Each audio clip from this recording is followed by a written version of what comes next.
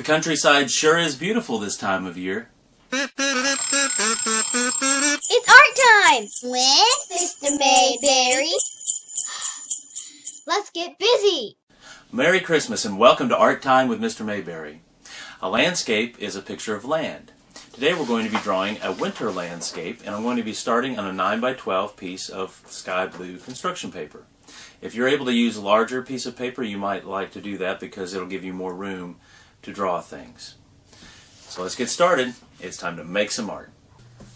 Okay, today I'm going to show you how to draw a winter landscape. I have my paper turned horizontal, and I'm going to start, normally I would start with the background and move forward, but today we're going to start with the foreground and move backward.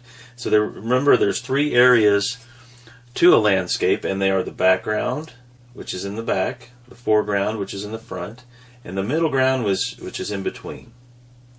So we're going to start off with the foreground. I'm going to actually make some, in this winter landscape, I'm going to make some evergreen trees. And I'm going to make one here to start with that is so tall that it goes off the top of the page. And I'm just going to kind of sketch it out by drawing a triangle shape. And you don't see the top of the triangle or even the bottom. So I'm going to sketch that kind of lightly because I will be going on top of this. And I am using crayon to draw today. All of the drawing will be done with crayon. So you can't erase crayon very easily, so I won't be doing any erasing. I'm just going to be drawing. And then next time we're going to be adding some paint to our picture, and I'll talk about that more before we finish today. So here's the first triangle shape. The top would be up here above, so you don't actually see that. Then I'm going to draw another one over here on the left side, and this is half of a triangle. And then I'm going to overlap that one and draw one right about in here where you see the top of the triangle, but you don't actually see the bottom. These are all going to be up close, and they're just at different levels. And then there's one, I'm going to put one right about here that's behind these. And then I want to put one off to the side that you just see part of it on this side. Okay, so that kind of lays out where the trees are going to be here in the foreground. Then I'm going to go ahead and draw my horizon line back here, and I'm going to use a brown crayon for that. And I'm just drawing a line that goes across about 1.5 inches to 2 inches down from the top of the paper all the way across. And it goes behind this tree right here. So this is why I didn't start off with the horizon, because I didn't want to have to try to cover this line up. So I'm just drawing it like it goes behind, extends behind this tree here across the background. So there's the horizon line. Of course, the horizon line is the imaginary line where everything on top is the sky and everything below is the ground, where they meet right there at the horizon. Next, I want to go ahead and add I'm going to add some mountains on the horizon. I'm going to use a purple crayon for that. And they're far away, so they look smaller. Remember, things that are far away look smaller. Things that are close up look larger.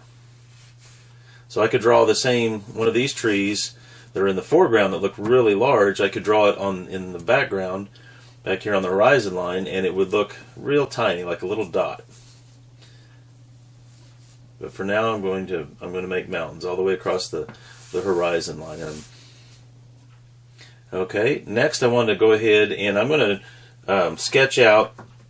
I'm going to be drawing railroad tracks that go from the horizon all the way to the foreground. And the way I want to do that, I'm going to start off by just kind of drawing a line where they should go. I can start with a dot back here on the horizon. And then I'm going to line up my ruler. I want to go to the bottom, down towards the bottom corner on the right. I'm going to draw a line here. And when I run into one of these trees, I'm going to stop, go to the other side, one of these triangle shapes. And I stop here. And the rest of it you can't see because it would be covered up by the trees. So that's the lower end. Then I'm going to draw the other edge of the railroad tracks, the train tracks. So I want to line up with the same point back here. This is using 1 point perspective here.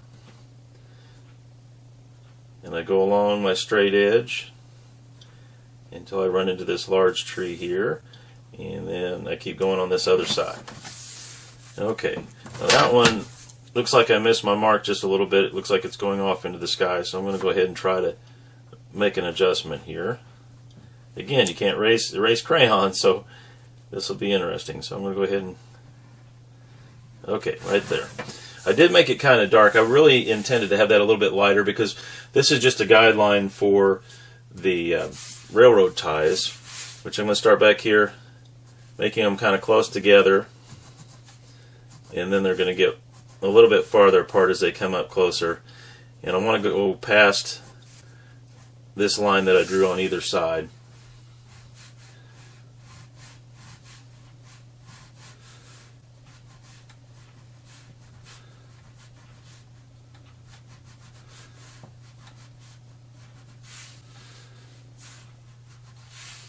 And here I'm just going to see a little bit sticking out past the end here. And they're a little bit wider down here. The rails are, or the, not the rails, the beams, the railroad ties are wider down here because they're closer to us. Then on top of that, I want to draw a line for the actual train tracks. And it's going to come in from the end just a little bit.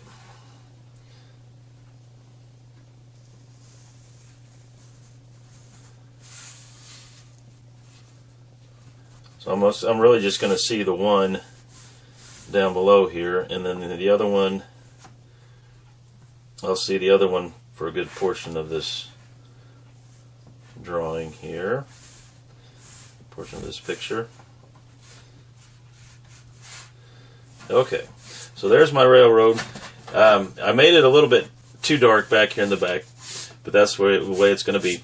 One of the other things that you think about when you do landscape is that you want things closer to you to be darker, things that are farther away to be lighter, and so you might want to work with that as well. So like in the background, if I color in these mountains, I'm going to color them in lighter.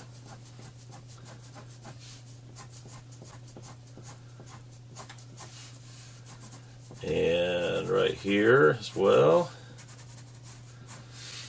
Okay, all the way across. Left a little bit empty at the top for the snow. Then I'm going to come up here and do the trees. Here's a spot I missed on the rails. I'm going to do that first, I think. Okay, now I'm going to do the trees. And the way I want to do these trees is I'm going to, you can use individual lines, or you can go back and forth like this.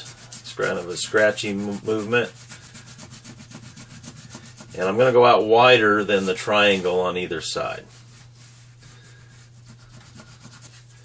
I'm going to go down lower, a step down. I start here on the edge of the triangle and go out past. Something else that you use when you have a landscape is overlapping. This tree is, and overlapping is when one thing covers up something else. Usually the thing, well, always the thing in the front, you see all of it, and the thing that's behind, you can only see what's sticking out on the side. You can't see through the object, like you can't see through this tree. Sometimes in trees there's openings that you can see through, but when it's a solid object you don't see through it. But the things up close cover up the things that are farther away. That's the idea of overlapping.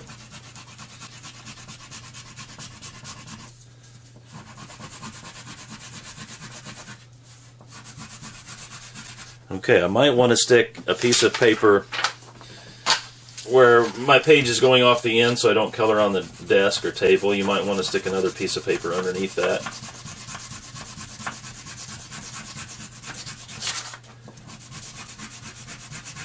Be careful that you don't rip or tear your paper as you're working with it.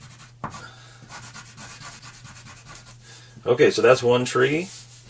Let's go ahead. I'm going to go over here and do this tree next on the edge. So I'll move my paper around because I'm going to make color off the edge. But it's the same kind of thing. You start even with this triangle, and then you go out further at the bottom of each segment here. So this is going to start with even with the edge of that triangle, and then it's going to go out and across. Same here.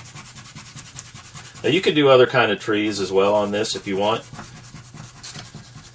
But I think this looks really neat. The evergreens look really neat in a winter time scene because they they contrast with the snow really well. And this time of year, they're still green. That's why they're called evergreen. They stay green year round.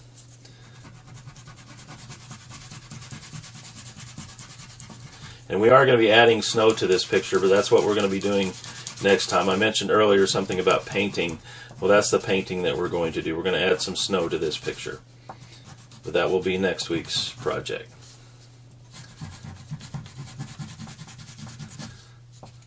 Oops.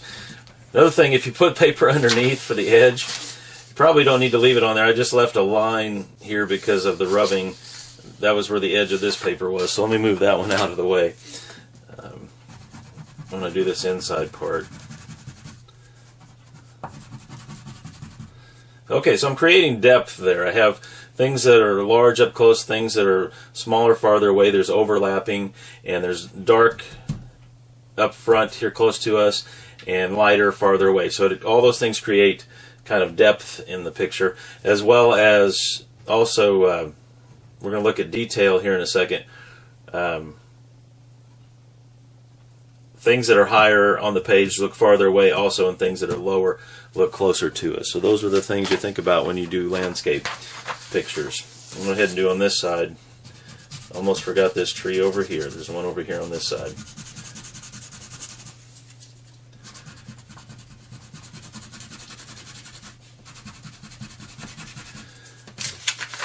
And a little bit of greenery down here as well. Okay, I want to go back and make the bottom edge of each of these segments just a little darker.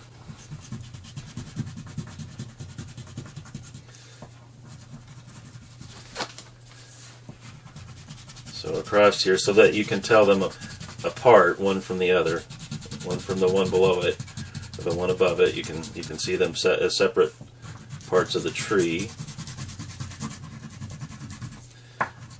And this is a way of adding detail. We're allowing the viewer to see more information about what's up front, and what's in the back will look foggy, and you won't see as much detail.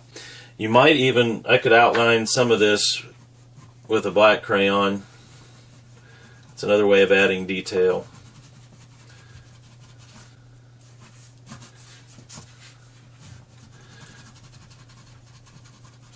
You can think of other things that might be good to see in your picture. I'm going to add a cardinal sitting in the tree.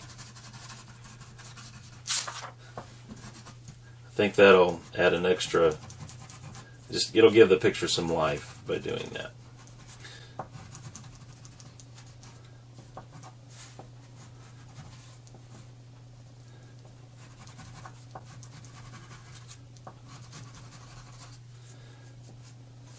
Takes a little getting used to drawing a picture like this with crayon.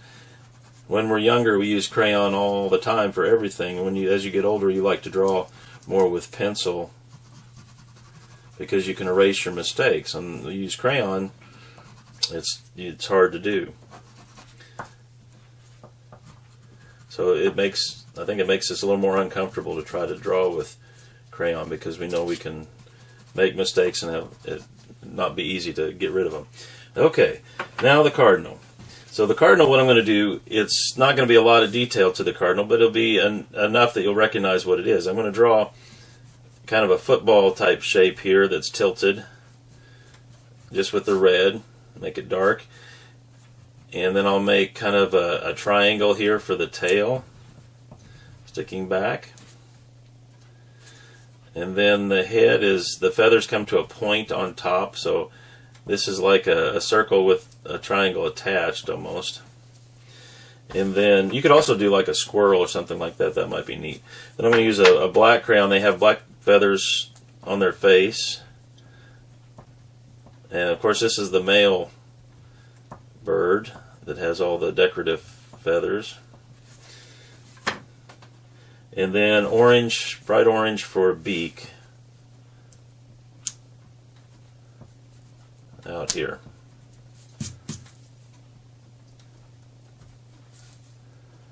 Alright, so there's my Cardinal. I could put more of them out here, but I think that's going to be good for now. One more thing I'd like to do, and I'm going to use, I've got a crayon without paper, and I'm going to use that to give the ground just a light coat of green. I'm going to use the sky blue of the paper just for the sky. I'm not going to try to add any more color to that.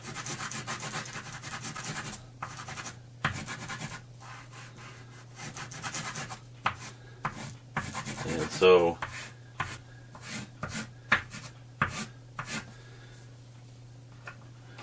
next, keep this paper. We're going to use this next time.